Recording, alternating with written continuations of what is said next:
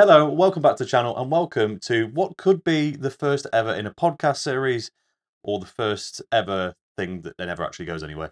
We'll find out in a minute, but this, if it goes ahead, I'm thinking of calling it the Malt and Barrel Podcast. I feel that encapsulates most of the things I'm likely to talk about sat with other people in this room or indeed further afield. But today's first guest is Marc from the Craft Beer Hub. Most of you will know him, but if you don't, go check him out. He does a lot of great content on YouTube. But it's not really for me to describe who you are. So if you wouldn't mind, in your own words, who is Marc and what is the Craft Beer Hub? Who is Marc? I'm just a beer nerd, kind of laddie beer nerd, I suppose. Craft beer channel was, I don't know, sort of like I wanted to do something with beer more than just tasting it and writing on Untapped. Okay. So the Craft Beer Hub channel is more of like an extension of, rather selfishly, an extension of my. It's just it's a bolt-on beer experience for me, really. Okay. So I get high enjoyment out of it. As we've talked about in the past, I think some of the content and the editing is quite questionable, but I enjoy it. But that channel is really an extension of my love of craft beer, and it's just, I mean, the opportunity, obviously, of meeting you. I would consider you a good friend. We've stayed in his house twice and ate all his food, so over this weekend. But experiences like yesterday, being out and about in Nottingham and stuff, that wouldn't have happened unless I was on YouTube. So that's what YouTube gives me, and that's what I. Yeah, it's an opening to new people, new experiences, new things, all within this kind of the scope of beer and interest. Yes, right? That's probably safe to say it's a passion project. 100%. Good. 100%. Yeah, I think most people are in that boat. It always helps when you're enthusiastic and passionate about the thing you're talking about, not just trying to do it for a metric. Yeah. No. I'm sure we'll get onto some YouTube-y stuff later on, but the primary reason for this chat and doing it here today is because, as you said, as you alluded to, you've been in my house for 2 days now. We've done 2 beer tours of Nottingham, or one in the city, one out of the city. And it was just, to give an opportunity for me to show you around what I think is one of the most maybe underrepresented beer scenes in the UK. You always hear about Bristol's got a great scene, Manchester's got a great scene, Leeds has got a great scene, Yorkshire as a whole really has a great scene, London obviously, but very rarely do I come across anyone not from Nottingham who goes, you know what, the beer scene there is absolutely top form, and don't know why that is. So hopefully, or either I'm wrong and it's just my bias because that's where I live, or I might, hopefully, with the help of the video that you made yesterday, which will be out on your channel. I don't know what's coming out first, so you have to go have a look. But in about 4 months. Yeah, once it's all strung together, it's a lot of clips. But yeah, whichever one comes out first, this is kind of I guess the debrief after the chaos of trying to film in a busy city throughout the entire day. So, yeah, I've got a few questions for you to start off with. Okay. This podcast will just be general. It's chatting, as most podcasts are. But I'm gonna get it started, to get the ball rolling, if you like. I've thought up a few little questions, and I'm gonna be very professional and reach down for my phone. I don't actually. This isn't pre-planned. I don't know what he's gonna ask. He doesn't know what I'm gonna ask him. So, it's an open-ended question. Yeah. How good is the beer scene in Nottingham? Let's just start there. It ticked a lot of boxes for me. So, I think this is my opinion on it rather than maybe how good it is as a whole, if you know what I mean. Yeah, I'm going to pause you for a moment because I need to open this can. So, as you might notice, there is a bit of an irony here. This is launching effectively a podcast that's all about, beer, whiskey, brewing, distilling, whatever. And we're sat here with 2 cans of the most craft Pepsi Max you've ever seen. Yeah. Because we've been on the beer for 2 days, and look, people, you need to take care of yourselves. We can't do it again. So, no. Can't's a strong word. We shouldn't do it again, so we're not doing it again. Well, we're both mid-30s. Yeah. And gone are the days where, that was my 20s. Absolutely. That was my 20s. Can't do it anymore, Tom. We're going for the craft Pepsi. Sorry. So, yes. How good is the Nottingham beer scene, in your own words? For me, take us away. For me, I'm a country bumpkin boy. I grew up, I've always grown up, and we talked about this yesterday off camera. I grew up in a village called Headcorn in Kent. Busy little village, but I mean, just oldie woldy pubs, beamed low, low ceilings, beamed pubs. I then moved to Norfolk, and it was like that amplified. Okay. So it was a lot more pubs, a lot more low ceiling opening pubs. So when we went into places like the Angel yesterday, the King Billy, yeah, and places like that, it's like character that I just don't see. Okay. And to have, and I love a good environment. So, like for instance, that the one of the bars that we went to, the Partisan Tavern, it didn't give me the vibe. I wanted to have the beer and get out. Yeah, and but no disrespect to it. No, and I think before we went there, I said I'd never been in. This was a wild card choice basically on our little tour. I'd heard good things, and having had seen it from the outside, I think, to quote your video, it looks like a kebab shop. You're not wrong. From a distance, you wouldn't know what you were going to. No, that is fair to say. Being a kebab shop might be a little bit on the, a little bit of ribbing there, but a little bit. But yes, it wasn't clear what kind of venue it was, what kind of establishment it was, and the problem with that. Sorry, but having seen it, it's a bit vanilla. It's just a bit like there's no real character to itself. It's all about the beer. Which, if the beer is insane, no issue. You don't care because it's all about the beer. And then when you're in that moment, you can then focus on that one thing. Yep. And really appreciate it.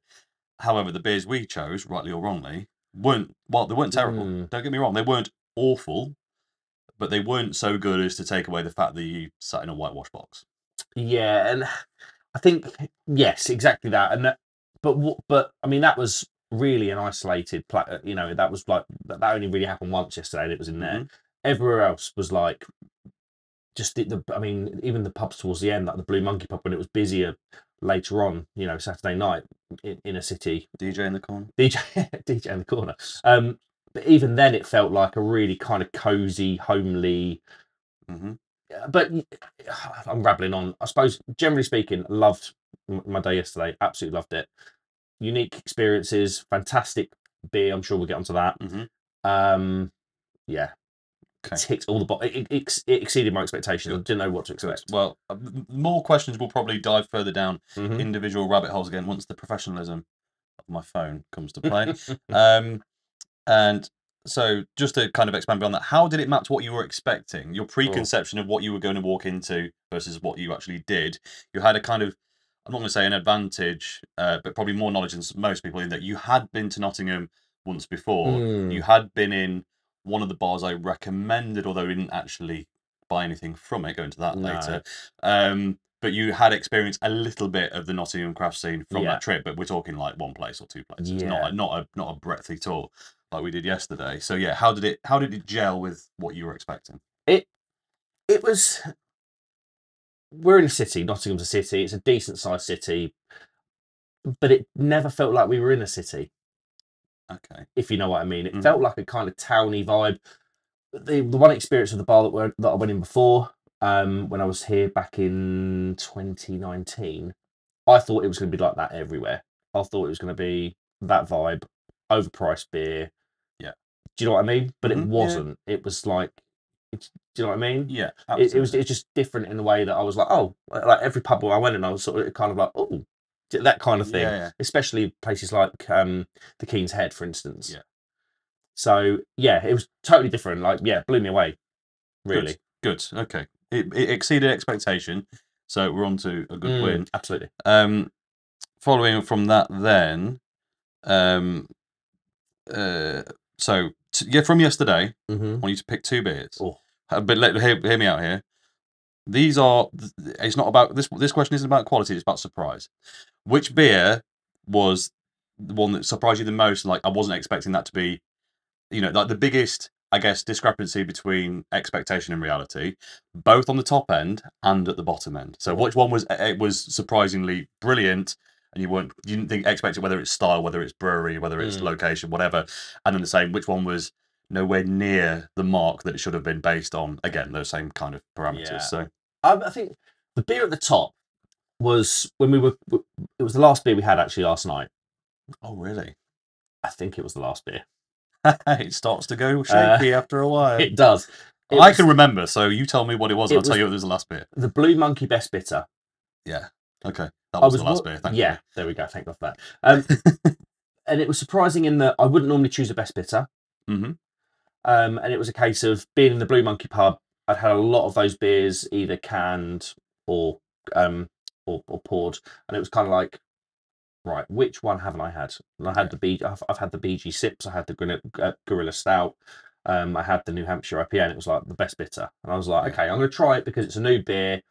And we sorry, new beer to me. It's an ancient beer. It was not ancient. Yeah. It's been it's got some steady. It's a new beer to me. It's a style I don't normally drink. It's a style that I didn't have yesterday because we were kind of working our way through the styles, weren't we? At one point, we were kind of beer choices yesterday were kind of sometimes done based on we haven't had a porter today. Yeah. And it was like I think it was 4%. No, stronger than that.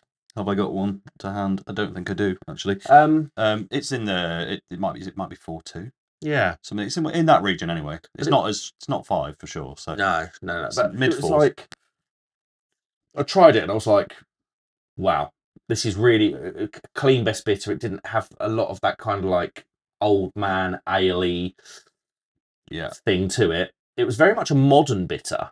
If they called that a modern bitter, I was like, I'd say that was the thing, but it had like this delicious decadent maple thing at the end, and like right at the end of the night, after skinning quite a few 6-7% beers throughout the day, right at the end of the night to have a 4% decadent beer without it being heavy, it was like, best one was, or one of the best beers yesterday, but the one that surprised me most was the Blue Monkey Best Bitter. The one that was at the other end of the scale, was the Glasshouse Pale that I had. It was the Glasshouse in the Partisan. That was the Partisan Tavern beer. Yeah, okay. And it was just really, really sweet. Like really sweet. Style-wise, what was that meant to be? Pale ale, I believe. Just a pale ale. Hazy pale, yeah. Hazy pale. And I've had Glasshouse beers before, and they are generally fantastic. I think they're from Birmingham. Mm-hmm. Generally a fantastic brewer, and I'm quite a big fan of theirs. But it was just like... But then again, was it the vibe? Maybe it was the vibe as well. Of the I don't know. It just wasn't a quality. You'd seen Glasshouse. You thought you were going to get something top tier. Yeah. And it just didn't deliver. No, it was just way too sweet. It was just it was almost like eating a fruit salad sweet. So it was like all right, okay. In the sense that a fruit salad sweet, all the flavors are at once, and it's really sickly. Yeah. That's kind of like what it was like. Okay. So yeah, the disappointing one was the Glasshouse. Okay, fair enough. In the same vein, then, what was subjectively the best beer you had yesterday? As in terms of a quality stand now, you would happily shout from the rooftops to anyone, this is a product worth noting about. That Lincoln Green American Stout. Ooh, I like how quickly you had that answer. Yeah. So I've reviewed that beer before. It's called Schaffler, I believe. If you search my channel, it's on there if you want to know more about it. But yeah, there's something about that beer that just delivers so many different little intricacies. Like, it's a 7%. So yeah, it's a big one. Goes down easy. I remember it being really, really easy drinking. The first stage of the beer, it was almost porter-esque. It almost had like the kind of spritzy. It was light-bodied porter-style beer. And then it crossed over halfway. We tasted it together, and I remember we sort of tasted it being like, no, nothing. And now the flavour, Tom, and you were like, yes. Yeah. And all the flavour came in late, but it was rich, decadent, non-adjunct, interesting flavours. Yeah. And I think Duration are one of the best breweries in the country. Okay. They do an American Stout. Mm-hmm. That Lincoln Green one was better. Way better. Way better. There you go. It was one of my favourites from yesterday as well, so I'm glad you said that. I mean, the thing is, when you've had it before, you know, so there's always that kind of new experience thing that bolsters that impression. Mm-hmm. But it was exactly what I remember. I had it in can before. This was on a keg line, but yeah, it was. It's worth noting how excited you were when you noticed it. Yeah, I did. I walked in, and just for kind of point of reference, if you've not seen Marc's video yet, or it's not out yet, or whatever, this pub owned by Lincoln Green, the brewery, but it's not their name plastered all over the place. It's very much a just kind of city border limit local big size pub. I think they're pretty well renowned for their food. Right. You know, it's many things to many people kind of pub. It's a nice old building, but it's not too old. It's, you know what I mean? It's just this nice balance of a pub. Yeah. And I walked in, and all the hamples were the regular Lincoln Green, their best bit of their porter, their American IPA in their trad pale. I think was what was on. They had a couple of specials on further down actually, but and I've had them all before. They're nice. They're solid, really well put together core range beers. But I've had them so much, the Excite does. Yeah, you've drunk yourself out of. Yeah, you dump down a little bit. So I was looking. I know how good their specials can be. And I was scoping around. I was like, I can't believe they've got none of their craft. So they do this thing called the Black Shell Project, which is their experimental craft line. And I was like, really, not a single Black Shell project. And just out the corner of my eye, in the mix, my God. like sat between I don't know, like a Lily cider and a beer Moretti or something odd. Like was just sat there, and I was like, oh yeah, we're here. We've got worth one. it. We've got one. It was worth it. I'm so glad I took the extra time and attention to measure everything on the board out to find, because knowing that later that it hadn't, they'd been there, we hadn't had it, would have been awful. So, yeah, that's a really good, really good answer. I'm glad. I'm happy with that one. My memory is terrible this morning because we've had 2 days on the beers and not very functional. So we'll start to move away from just basically blowing smoke up Nottingham's proverbial in a minute. I do like to do it, but you don't want to listen to it for an entire hour or however long this goes on for. So this is kind of, I'm sure we'll come back to it at points, but this is my last dedicated question about it. So where does it rank amongst the other UK beer scenes for you from your experience? I'm not looking for you to go, it's the best, it's the best. I just want to know subjectively from someone, especially because you don't live in a city, so you don't necessarily have a connection with any of those city scenes. So you're in a kind of neutral vantage point almost. From the ones you've experienced so far, which one's the one like, where does it rank? What's better? What's below it? That sort of thing. So this is quite good. This is quite a good question because only 10 days ago I was in Bristol on the beers, or sampling scene. So what I liked about Nottingham compared to Bristol was the variety. Okay. So Bristol's it's either a Green King Fuller's pub, or it's high-end craft. Yes. There's not a whole lot in the middle, and that Lincoln Green pub sort of sits in the middle there. Yeah. I like the variety. Liverpool beer scene is insane. Okay. But the good thing about yesterday was I spent time there. Bristol, I was there because I had to be. Yeah. Nottingham, I was there because I wanted to be. I had more time to sample it. Liverpool was the same in the sense that I kind of done that when we went up to BeerX last year. So it was very BeerX dominated. So we kind of didn't really sort of go from pub to pub spending time. Yeah. So Nottingham's definitely that's definitely an advantage from my view on Nottingham. I would say genuinely Nottingham is unreal. Like really, really good. Okay. Really good. And I love Norwich. I'll bang on much like Nottingham. My closest city is Norwich, and I'll bang on about the beer scene in Norwich. But I think Nottingham's got their legs on Norwich. Okay. There's a couple of pubs in there is. It was just Nottingham. It was like every time we went around a corner, there was just another really good pub. Yeah. And it was like relentless. It was like you didn't have to walk. I mean, there were times where we walked yesterday, maybe 5-10 minutes, but a lot of the pubs. I mean, from the Partisan to the Old Billy, it's like 6 doors away. They're like 6 doors down from each other. Yeah. Yeah, we walked out and you were like, oh, I'll film something when we get there. We're there. Yeah, there was a couple of times. You'll see the videos a couple of times where we've left one venue to go to the other, and I've literally turned the camera off, doing like the outro of leaving a venue, and then I've turned the camera off and immediately had to turn it back on because we're already at the next venue. Yeah, it happened a couple of times. Yeah. But yeah, just the variety and there's a variety of places as well. So it wasn't just clinical brand new craft beer bars like it was in Bristol, the oldest pub in the UK, the world. In the UK, there's one in Ireland that I think has got the jump on it. But one of 3 contenders for oldest pub in the UK. The reason that each of them is theoretically correct is based on how you measure that fact.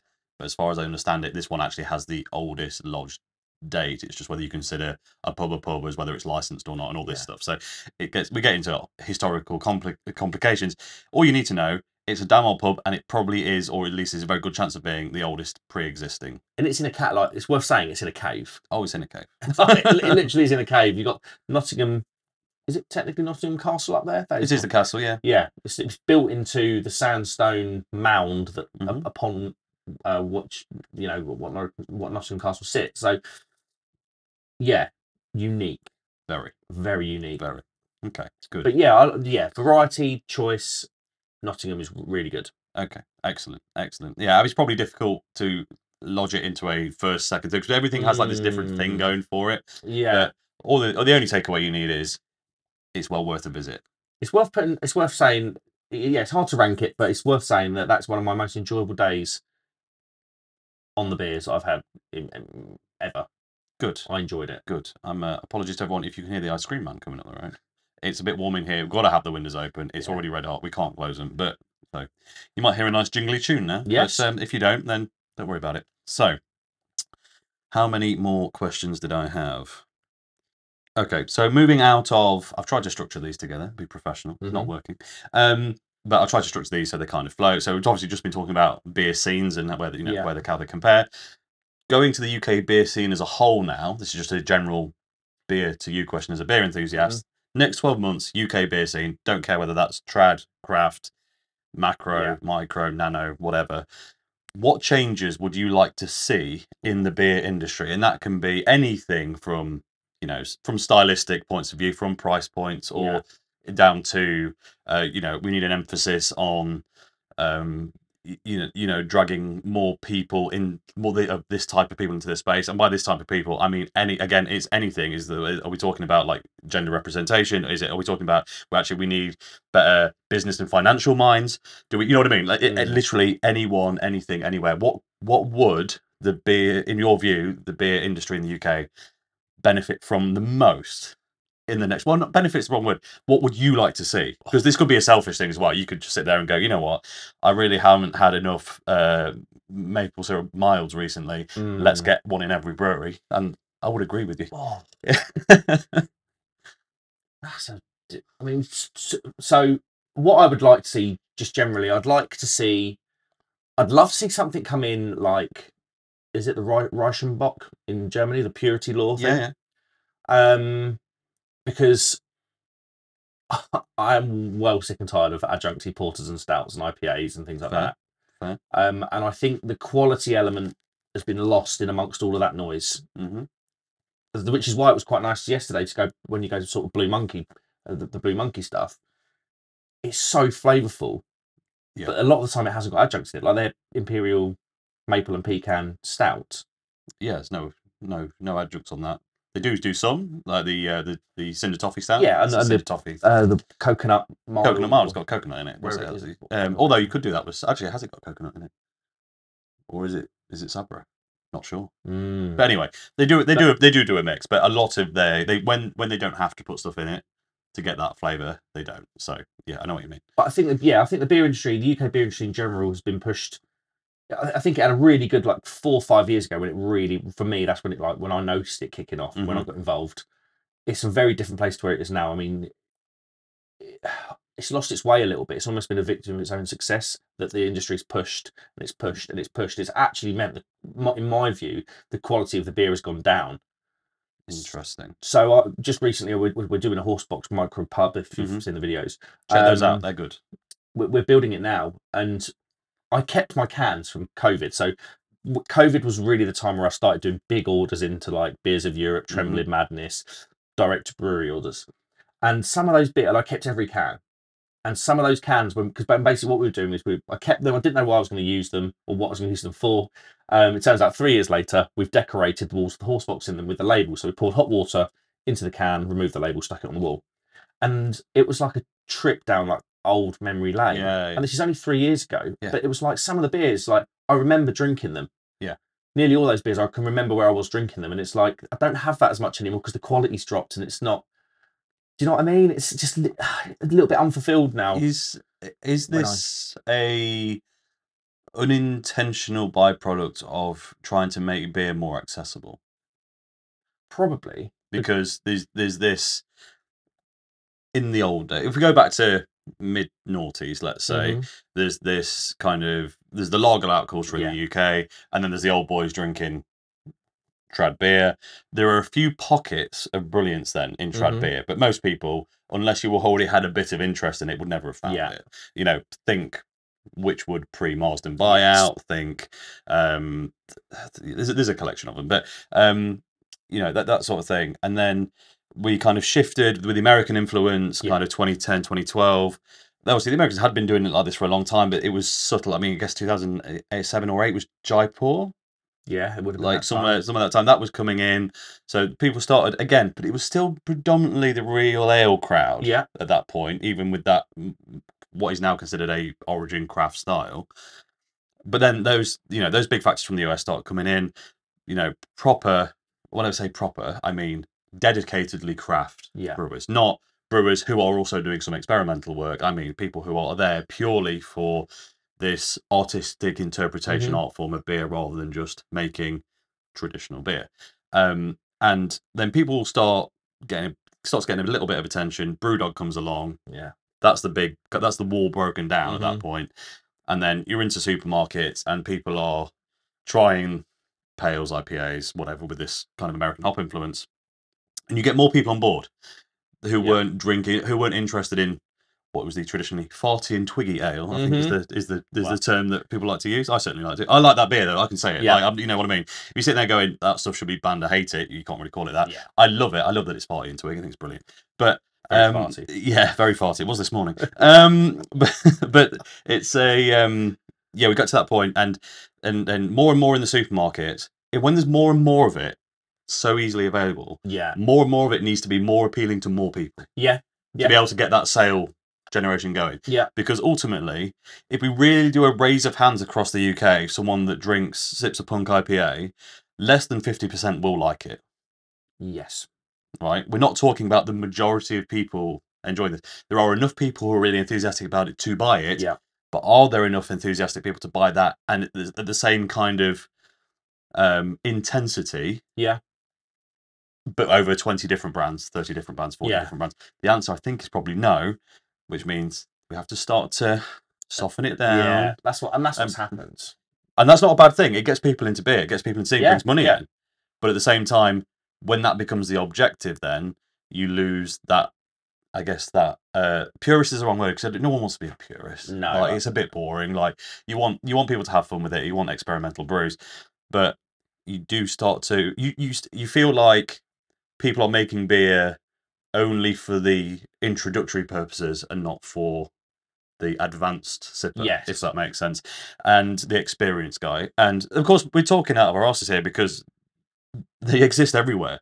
I can take you to any brewery right now, give you the most complex beer in the world. Blue Monkey have got several. Go to Bang the Elephant. They're all they're very. We didn't have any Bang the Elephant yesterday. No, just by happenstance. We were on in a few pubs, but because we were in pubs that were owned by other people, I kind of want to try their stuff in their pub, and it was just a difficult one. But go to them. Pretty much everything they do is has got this complexity to it that is, which you would love. Even if you didn't end up not liking the style, you could tell there was that quality thing there. So we are talking out of our asses a little bit, but those things you have to almost explicitly go and seek out and buy in can. When you walk into, I think, we're probably complaining about and being old farts about now, is that you can't just walk into a pub at any point and guarantee a complex, subtle, distinct IPA, ale, whatever on the shelf. One moment, please. Right then, little interlude there. I've put the fan on. I hope you can't hear it, but it's warm as balls in here. It is toasty. So that's that. I think we kind of summarize that to a point there. Just we'd like a few more bold options at the tap. I think is yes, definitely. It's just really an enjoyment factor thing. Like, I can say I enjoyed the UK beer scene at shallow level. I enjoyed the UK beer scene more 3 years ago because there was more quality available at the time. Yeah, fair. Or it was easier, a higher percentage of the options there were of a higher quality than they are now. Absolutely. There's still those beers do exist, just not in the number. Yeah, absolutely. Okay. Oh, well, the original question for that was what? Yeah. So what change we'd like to see in the next 12 months? Well, what we'd like is maybe a reduction in the slightly washy entry level beers and a few more pokey ones. Reality is they're more expensive to create. Yeah. They're maybe more difficult to market to more people. We've argued ourselves out of the reason for it a little bit. We understand why it's the case, but that's what we'd like to see. And I think however it needs to happen. Yeah, no, I think that shows in my buying habits recently. Yeah. So my buying habits recently have been go on Beers of Europe, seek out good German lagers, good German Weiss beers, Yeah. rather than going on to Trembling Madness and risking life and for what feels like risking life and limb at £7 or £8 a can on something that you're just like, oh, yeah, yep. We've all been there. So we've all done that £7 drain pour. It's not a good feeling. No, it's not. That's literally throwing money away. So, cool. Okay. I will stop looking at my phone soon, but I'm just using it for the last couple of questions that I've got here. What I want to know is, what is the best beer, best brewery right now? And let me just preface that, because it's an impossible question. No one likes that question. What's your favourite beer? What's your favourite brewery? Too difficult, too nuanced, too time, location dependent, all that. This is how I want you to answer it, though. Imagine that you know someone who's into their craft beer. They understand the styles and they understand the brands from a supermarket point of view only. They've only ever been in Tesco and Morrison's, and they've bought Brewdog, they've bought Northern Monk, they've bought Salt, they've bought whoever. Yeah. And they've seen some of the special names. They've seen Omnipollo because they kind of know that it's a thing. But they've never just gone to a brewery and ordered a mixed box. They've said to you, I want a quality mixed box of beers to understand what any new brewery is like. Who are you sending them to? And we talked about it before. As of last weekend, Left-Handed Giant. So I was in Left-Handed Giant's tap room, and I had 3 or 4 beers in there. They were all pales because it was warm outside and it just suited. But I just didn't. I never appreciated how good they were. And we talked about it. I think it's marketing. I think whether they because they don't market themselves strongly. Left-Handed Giant for me. But I agree. But it was just Left-Handed Giant. Cool. I can't disagree with that one. It's a great choice. Yeah, for sure. Always, in my experience, solid. Solid brewery. Never had anything bad from them. Bristol, I know we started off with this episode talking a lot about the Nottingham beer scene. I think Bristol is the only one that I really envy. Yeah, it's I'm not that I necessarily exchange it, but it's just different. They've got, I don't know, there's something happening there that's just well, it goes back to the previous conversation about we feel like we're lacking a bit of quality sometimes. Yeah. Bristol feels like it has an abundance of quality. So to the point where New Bristol Brewery, who I'm a fan of, I think they've lost their way a little bit in the last couple of years, but possibly, or the last sort of 12 to 18 months, to the point where, but I think they're fantastic, and I had a really good time in the tap room. But it's the beer scene is that good in Bristol where New Bristol Brewery aren't the best in Bristol. And they're highly regarded. So the other stuff that maybe is flying a little lower under the radar, mind blowing stuff. But I suppose, so Left-Handed, if you say mixed box, you want styles, don't you? I have to say, and I'm not just saying it, Blue Monkey. I'm not. I know this is not a paid advertisement. Honestly, it's not. It's not. It's just yesterday. Yesterday alone, I had a best bitter from them. Pale ales, stouts, a couple of stouts, IPAs, and it's just. I'll tell you what Blue Monkey is. They are an 8 out of 10 brewery every single time.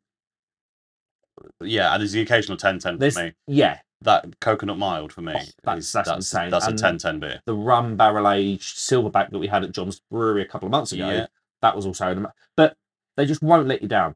Yeah, they don't do. There aren't any. We're going to put it on the shelf anyway. It's a 4 out of 10. No, there isn't any. But there is. But for me, there is that factor when you look at the likes of Verdant, Daya, especially Cloudwater over the last 12 to 18 months. Yeah. There is that factor with Verdant. I don't buy. So we were in Blue Monkey's brewery shop yesterday. I got a beer of literally of each style because I knew it would be good. Yeah. Whereas if I'd done that in Verdant or Daya's or Cloudwater's tap room, you wouldn't be so confident. Number one, it's going to cost a lot more money. Yes. And two, you know that some of these beers are going to be 10 out of 10s, but you know there's going to be 2 out of 10s. Yeah. In the interest of balance and how much I've banged on about Blue Monkey over the years, and now you're doing the same thing. So just so people don't get turned off, I'm gonna kind of caveat my own question to you a little bit, which is to say, if someone was explicitly interested in craft beer, and there's always this argument, there's always gonna be this debate on anyone that started pre-craft movement and produces a lot of trad. like Blue Monkey do. It's top tier trad. Don't get me wrong, but it's elite. But it's not maybe. So when some people are looking for craft beer, they are looking for the craft brand. Blue Monkey have done a new craft range. We know, we've talked a lot about it. It's elite stuff. But does it have the hip factor right now compared to New Bristol Brewery, Daya, Verdant, whatever? It's hard to say yes, because it's not operating. They aren't operating in those. Well, it's hard to. It'd be hard to say they're not operating in the same spaces, because they are at like trade shows. Yeah. But when it comes to the super bougie, especially if you go out of Nottingham, you've got to take it away from its local environment. If you go to a hip bar in any other city, let's say, is it going to be on tap next to Verdant and Daya? It's probably not. It doesn't. It's not because it's not good enough, because it definitely is. But you know what I mean. There's some people like the lifestyle element of craft beer. Yeah. We can talk about whether they're doing it because they really like it, or it's the hipster thing, or whatever. Says he sat here in a check shirt and a big beard. But you know, I'm not unaware of the irony in this. But you know what I mean, though. Yeah. There's got to. So if someone's explicitly going, I want to explore craft, I might not push them to it.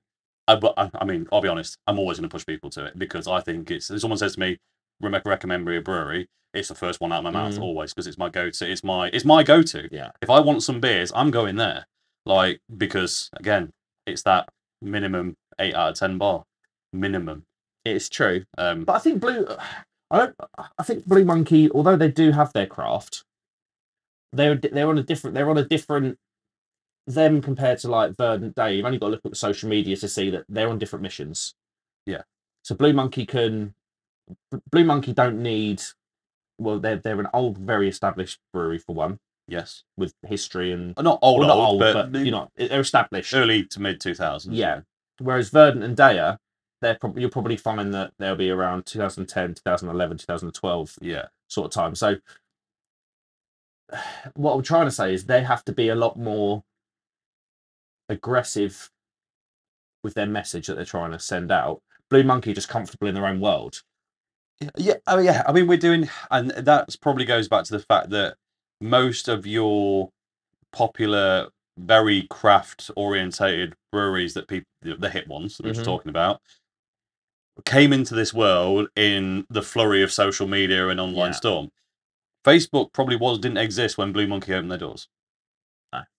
Right? So they learned an early business environment that did not depend on hype beers, you know, people having to know about them to seek them out. They developed that process of getting it out there organically, is what they're still doing. So yeah, very different approach. But yeah, good experiences with Blue Monkey. It's kind of funny actually, because I bang the ampersand. So my version of Blue Monkey is ampersand. There's a few. I bought some cans up. I love ampersand. I think they're getting better and better. But I find I might go on about it too much, to the point where I'm conscious to not talk about ampersand. And I know you're the same with Blue Monkey. 100%. Very conscious. I might bore people to death talking about it. But when someone gets it, because there's the local factor as well. Like an average brewery, an average local brewery is going to be better than the average local brewery. You know, it's that local factor. So it's not, and it is a novelty factor. But it's nice when I give you an ampersand beer and you're like, yeah, this is good. And I'm like, right, it is maybe. Yeah, it is. It's validating your own taste buds. Yeah, absolutely. And you're validating to take away your bias. Yeah, exactly. Everyone's got a bias of some degree around something. The only way you'll taste a beer with no bias is if it's you're blindfolded and it's in a plain glass and you don't know where you are, or like, because literally the moment you enter a venue, you've got a positive or negative vibe. You think you're gonna have a good time, bad time. That's gonna influence how you taste the beer. As soon as you smell a beer, if it smells like something you don't like, even if it doesn't taste the same, you're likely to think you're not going to like it. Visually, my preference is dark beer. Someone comes up, someone brings out a cloudy hyper pale. Yeah, I'm instantly turned off in the back of my head, going, "Oh, this is going to be cat pee." That's how those beers. A lot of, not all of them, but that's how a lot of those beers can come across to me. So I'm not interested in them. And I'm not taking the mick when I say cat pee. I get this really kind of what's the proper word? What's the technical term? Like urea, like like almost almost like chemical fertilizer, that kind ammonia of ammonia. style. That's the one. Yeah. Ammonia. That kind of thing out of some of the hop profiles used in hyper pales. Yeah. Or because it's not being balanced with the malt, that's all I'm getting, and it's that focus thing. So yeah. Again, so yes, everyone has a bias at some point. So occasionally, it's really nice when someone else tries one of your things you've got a bias about and a strong bias about. I've got a bias about Blue Monkey because it's around the corner. I've loved it for years. I've spent more time drinking Blue Monkey beer before I had a YouTube channel than amount of minutes I've spent recording content for YouTube. Yeah. Right. That's how much exposure I've had to their beer over the years. As that might not be quite true because I'd probably been drunk perpetually most of the time if that had been the case. But you know what I mean. I don't it's know it's a long time. So, but yes, it is nice to have your feelings, your thoughts ratified by an independent from time to time. You do wonder if you think, am I just banging on about this because it's local and people can think I'm boring? Yeah. Good question for the comments section though. Yeah. And we want truthful answers. If you had a bad beer from any of these people, let us know. Let us know what beer it was that was bad and what you didn't like about it, because that can also help us dictate what to recommend to people as well. So anything from Ampersand, anything from Blue Monkey. I'll be honest, if you know of a Nottingham brewery, there's a half good chance I've had it. Mm-hmm. So what others for you are key ones? Duration, Burnt Mill. I'm thinking local. Yeah, Duration and Burnt Mill. I consider Duration and Burnt Mill like they're both horrendously underrated. Okay.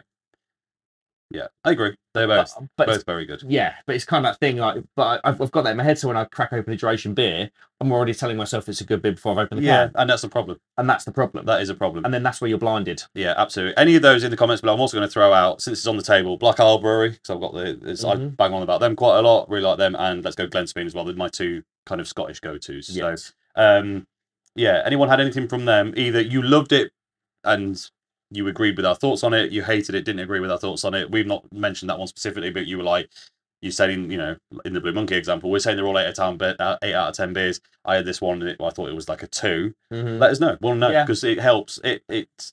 We can't subjectively discuss no one can really subjectively discuss anything without any bias, but having other people's opinions in our head while we're talking about it can really help just iron out there's some kinks and put in caveats where they need to be, because no one wants to sit here, talk about beer and go, please go and buy all the beer from brewery XYZ because we think it's brilliant, and then you go and spend however much of your hard-earned cash and come away disappointed because you hate the brewery. Then you're really knocked off at us, and we feel bad because you've not had a good time. So learning experience for everyone, hopefully, will be a good thing. And an example of that was when Azvex launched.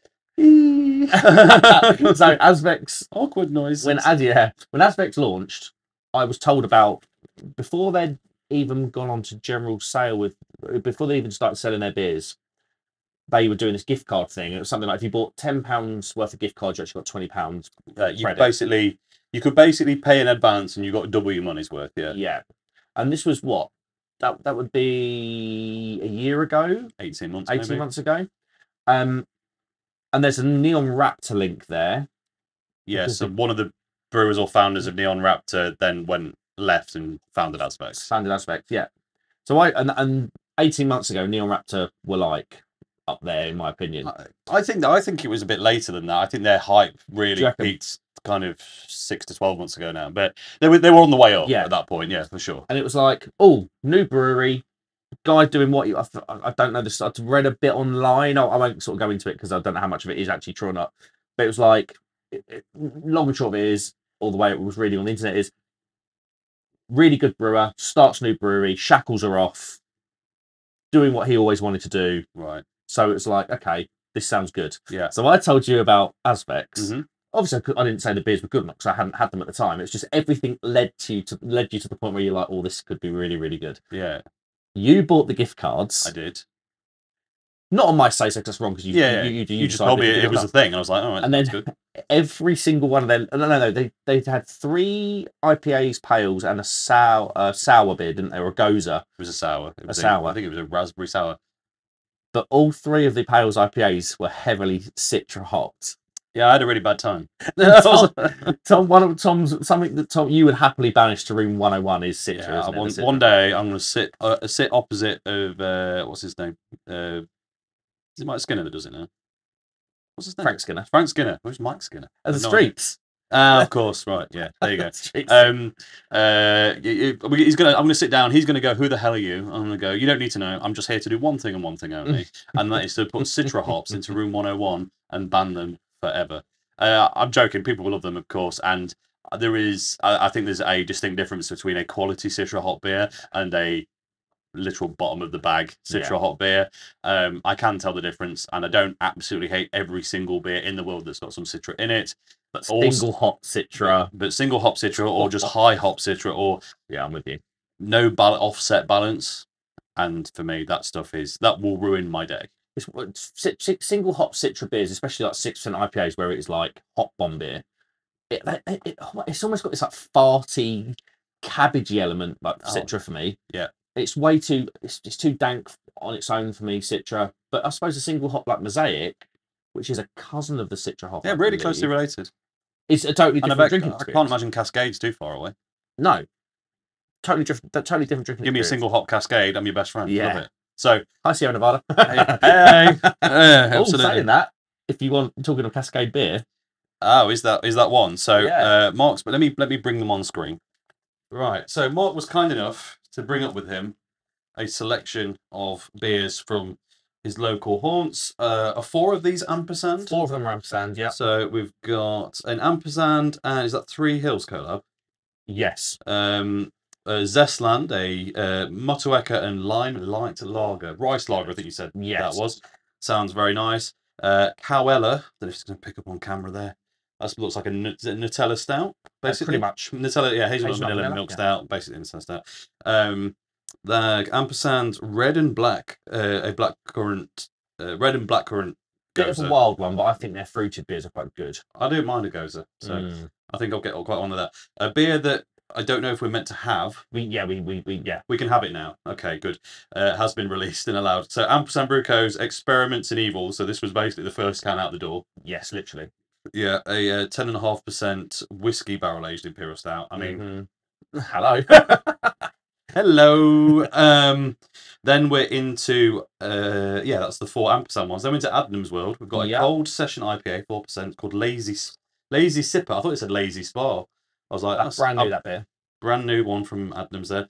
Let's be honest, after 2 days on the beers, a Lazy Spa sounds all right, quite nice right now. And last but not least, the one we actually wanted to talk about, which is why I went to Scotland, Adnams Eastern Edge. You can see that there, Sierra Nevada collab. Which might be the wildest collab, really. It's mad, isn't it? About it. Yeah. You know, some people, big breweries have done collabs with tiny brewers and whatever, because for whatever reason, these are both big, but Sierra Nevada are different, massive, and they're very different stylistically in terms of brewers. So interesting one. Not sure how it came about. I'm glad that it did, because I'd like you to put that on the channel, because I want to see your face at which at the point where you go, this is just an Adnams beer. Oh my god! Yeah, it does that. Don't worry, that one will definitely be making a prominent feature. I'll try and do all of these on the channel. We won't all get individual reviews, but live streams and stuff. We'll try and give people's opinions on most of them. I mean, that Zestland, I want to give you my video review of it, but if it cracks 35 degrees here in a few weeks, that's going to feel incredible. So it might not make it. Cowella, I'm almost guaranteed to love that because I've had their dark beer before, and the Impy Stout. I think I might save that for winter. I think it will age well. I know it's brand new, and there's you could get a review out quickly, but mate, it's 30 degrees out there. Yeah. Who's really sipping the Impies right now? Was it 10.5? Yeah, I'll be honest. It's not happening this week. I can tell you that much. If we get a cold spell, maybe I'll break that open. But thank you very much, sir. These are very much appreciated. I'm going to stash these. I'll just pop them over here. Little desk accessory there. So yeah, what's your we're just spitballing now. I've got no agenda anymore. We're just talking to a camera and rambling on. What you got coming up recently, when's the let's talk about the horse box project, because that's probably like the biggest thing on your horizon right now. I know you've got lots of things going on, but in terms from a beer perspective, that's probably the biggest thing. So the horse boxes acquired, fitted out, electrics done. Electrics are in. Apart from the fuse board. Okay, so you got some finishing touches now. Finishing touches, yeah. Okay. So where we are with it, when we bought the horse box, it was kind of, the story is the couple that had it before us, they were going to turn it into a mobile coffee bar.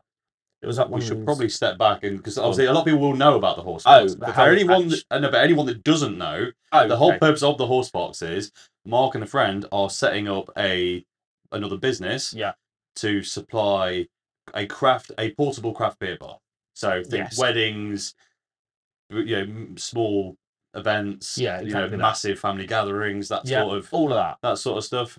Which is a great idea, because how often do you go, even to like, if you go to, you get dragged to the posh wedding venue for that one cousin's wedding who's a bit of a princess or whatever. I don't have that cousin, thankfully, so I can say it, but you know what I mean. Yeah, I do. But friends of it. It's a family friend, or it's the other half's someone they went to work with, university with, whatever. You get dragged along. It's just like it's an establishment. Yes, it's a bit snooty. You go in, you go, well, at least it's posh. It's going to have a good look, Peroni. Yeah, every time. Don't get me wrong. I don't hate Peroni. We had this conversation yesterday. Yes, we did. I know a lot of people do. I don't have a particular disdain for it, but when it's 7 or 8 quid a pint, and if you're like me and don't really like weddings and need to get slightly immortal just at the idea of it, just to be sane, you want something better than that. Yeah, that's the vibe. That is the vibe. So the emphasis is going to be East Anglia, where I'm from, has got some fantastic breweries, producers, distilleries, or blenders. Yeah. So the whole thing's going to be quality, local, at a good price. So the reason we've done the horse box the way we've done it, and everything that the horse box is built around, is all about low overheads. Okay, good. So, just a little fart there. Sorry, I thought it was downstairs. Oh, you matched that well. I was doing like you did. This is staying in, by the way. It's probably come across. This is the opening clip. That's a lot. But that's the thing, and so it's all low overheads, which means we can sell, like you say, that £8 Peroni that won't exist. It'll be probably a £4 to £4.50 decent Helles lager from Ampersand. Ampersand do a lager called Feld. There's a 4% Helles lager, and it's very good. Yeah. That's going to be the vibe. It's going to be £4.50 a pint. We're not going to take the mickey. I mean, a couple of years ago we organised a wedding. Didn't happen because of COVID. But as soon as you mentioned the W word of wedding, everything just shot through the roof. Yeah. And that's what I don't want it to be, because that's one of my biggest gripes with having a wedding. And I want people. I want people to know that when they, if and when they sort of employ us or get us in, we're on their side. Yeah, we're not there to pillage. Yeah, you want people to pay you a fair price for carting literally your proverbial up there, and the acquisition of the beer, and then actually the product itself. I'm just looking for a fair price, which is exactly what every bar in the country is doing to some degree. It's just the fact that yours can move. So that's I like that. It's an honourable. It's an honourable quest in business, I think. Yeah, I don't want it to be. It's what I would want out of someone that I would get in. Yeah, absolutely. So, what would I want? Yeah, quality, and I wouldn't want to, especially in these times at the moment, I wouldn't want to pay through the nose for it. No, absolutely. Because I know you don't have to. But like you say, I mean, I was at a venue last summer, Barnum Broom, it's called. It's like a wedding venue, golf club, whatever it is. Nice venue, very nice. We had a fantastic night there. But it was like, that £8 pint of Peroni. I mean, they had Woodford's Wherry, which is a decent amber ale local to me, near Wroxham. They had that on keg. It was like the worst pint of Woodford's Wherry I've ever had, and that was like £7 for an amber ale. Like, ouch! It was something around. It was like mental money. Like, a round of drinks would cost you easy for you and a couple of friends. It'd easily be getting on for £50. Ouch! Ouch! I don't want to be that guy, and I won't be that guy. Cool. So, big question is, when will it be ready? When's the first event? Well, when will you be ready to do an event? We've got a wedding fair booked in for October. So we actually originally said we wanted the horse box done by the beginning of May. Yeah. That was before I decided to get the camper van, do the camper van. Like, I'm doing a camper van conversion, like VW camper van conversion. You're converting every small vehicle in the world at one time. It's just mental. Like, I don't know why I do it to myself. Why I do it to myself, I don't know. So yeah, the horse box is probably going to be 2 months behind schedule, but it was only a date that we kind of said. Yeah, it was never really ready for October. Yeah. So is the idea get it ready this year, start owning it out, which is a bad pun for a horse box. You know what? I was like, did I mean to do that? I don't think the back of my head was working faster than the front of my head there, I think. Get it out there, get it advertised from kind of October through to February, ready for bookings, kind of March, April, May, into the wedding season next year. That. Okay, that should. I look forward to that. Yeah, I look forward to that. It should be good. But touch wood, it should be good. Worst case scenario, we sell the horse box. We'll make a little bit of profit on the horse box, and we'll just call it nothing venture, nothing gains. Yeah, fair, nice. I look forward to seeing it in all of its glory. It's starting to look good, especially now we put the can wraps on the wall, and there's a bit more. There's like personality now. Yeah, getting into it. Yeah, not just a shell. It's always nice. Always nice. Good stuff. I have no more questions. I think we are slightly. We like minor league hungover. We've got this like kind of residual brain's not quite functioning at full flow. So if we weren't quite as chipper as sometimes we are, that might be why. We're going to try and do this again. So this series, if it goes anywhere at the start, probably won't be. It's not going to be a weekly thing or a bi-weekly thing. It's going to be as and when I can sit down with someone and have a good chat. Yeah. We could do this virtually, digitally, but there's something about doing it in person that's just a little bit nicer. So if at all possible, I'd like to be sat down with people having this sort of chat, and it can be here, it can be far afield. So I'm sure you'll be making many frequent returns to it. Maybe the next one will be down in your neck of the woods. Who knows? Well, but we need to sort something out. We do in that, guys. The sun is shining, so let's go and see what East Anglia has to offer us. I think sometime soon. But yeah, any. Oh, I did have one more question. Okay. I do remember, and it was for the outro.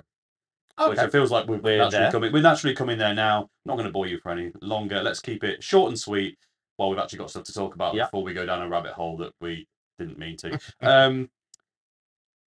Kind of broader philosophical question. Because the thing is, when we get down to, and it doesn't have to be deep. This is the interest. I think it's a good question because you can go as light or as deep with it as you want. Quite often we sit here talking about beer and me with whiskey and you sometimes with aeroplanes for some reason. One of those things. We both rant on about Formula One forever, that sort of stuff. It's all very. It's the social media thing. It's quite materialistic on the surface of it, but it's driven by passion. Yeah. Right.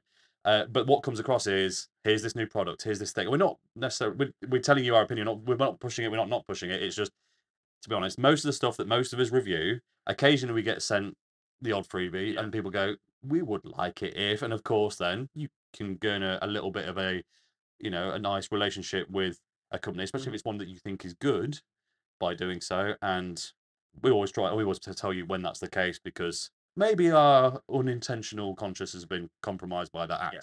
We're not oblivious to this. Everyone knows it. I feel like I've rammed myself down a rabbit hole here, but I'm going to work my way back out of it. As a result, though, yes, there's this kind of slightly materialistic front to everything that we and people like us do on the internet. But I think we gain as much off camera, behind the scenes, talking to people, than the actual people get to see through the other side of that lens. As a result, the open question is, what's like one bit of life advice that you will give anyone watching right now? And the reason I knew you were going to go, Tom, it's a bit much for a slightly hungover Sunday afternoon. What are you doing to me, Tommy? No, this can be anything, and I don't want this to feed you the answer, but because there isn't a right answer. This can be, look, guys, the wisest thing you can ever do is make these kind of financial decisions to secure yourself. Or on the flip side of that, it can be only watch stuff that makes you happy. Yeah. Because if you watch something, you come away bubbling and seething, that's going to ruin your day. You didn't need to consume that. You know what I mean? So that's my. You see what I mean? There's lots of avenues here. Just what's the one bit you're like, you know what? I think the majority of people's lives would be improved if they just stopped thinking and do it. Beautiful. Perfect answer. Horsebox, classic example. Yeah. Just, you got the idea, and you like the idea, do the idea. Yeah. Want to start a YouTube channel? Turn the camera on. Yeah. Do it. Exactly. Right. I mean, YouTube, I thought about it for a long time, thought about it, ended up getting second place in one of John's competitions, ended up on a stream with you guys on the Thursday night. Yeah. And doing YouTube, for the opportunity it's given me, talked about like opens doors and everything else. It's one of the best things I've ever done. Yeah. But absolutely. I could have been having that experience for longer if it wasn't for my... Yeah, absolutely. And for those who are going, yeah, I'd like to, but I'm a bit worried about what I look like in front of the camera. No one cares. And it's a blessing and a curse. In fact, when you are confident enough to deliver, you can get annoyed if you think you've delivered something good and no one cares, no one's watching it. On the flip side, to get going and get that confidence, the great news is no one cares what you're doing. There are billions of hours uploaded every, I don't know about day, but there are millions. I think there's definitely millions of hours of content every day loading. So disposable, isn't it? If they don't like, they'll just click off and So don't worry, you're gonna be lost with the rest of us down into the ether. Do what you want to do. Exactly that. Yeah, because I'm like I'm like a horrendous overthinker. Yeah, I do. It stopped me. It's only when I really got settled and got my house, got my lovely wife, and everything else. That's when I really. It's kind of opposite because you think you would have that attitude more as like a teenager or in your 20s. Yeah. But it was almost like I was never really content. As soon as I was content, I was like, right, I'm just going to start doing this stuff now. Yeah, absolutely. That's sound advice. I think that's good. Everyone can benefit from that. Unless caveat. The devil's advocate, as I always like to play. Unless that thing you want to do is seriously damaging you or others around you, don't do that. Yeah. If it's a positive, if the only reason you wouldn't do it is, you anxious about it or you think you're embarrassed about it or whatever, that's irrelevant. The only benefit that can really come from that. So basically what I'm saying is don't do drugs, kids. It's true. Coming from two people who've just talked about alcohol for an hour and a half. So I think it's a good place to start before we put ourselves down yet another rabbit hole we can't dig ourselves out from. I've been me. Jeez, who am I? Where am I? It's getting hot in here. I'm Tom from the Crummy Beard. That is this channel. This is Marc from the Craft Beer Hub. Go check him out. Links will all be in the descriptions and normal stuff below. Don't know when the next one's going to be. Don't know who's going to be on it. The more people that comment, like, view this video, the faster that video will come around. If any of you made it to this point, we should say. Round of applause for those people that did, because we've been ranting for a while. Right. That's it. Have a good one, folks. See you soon. Cheers.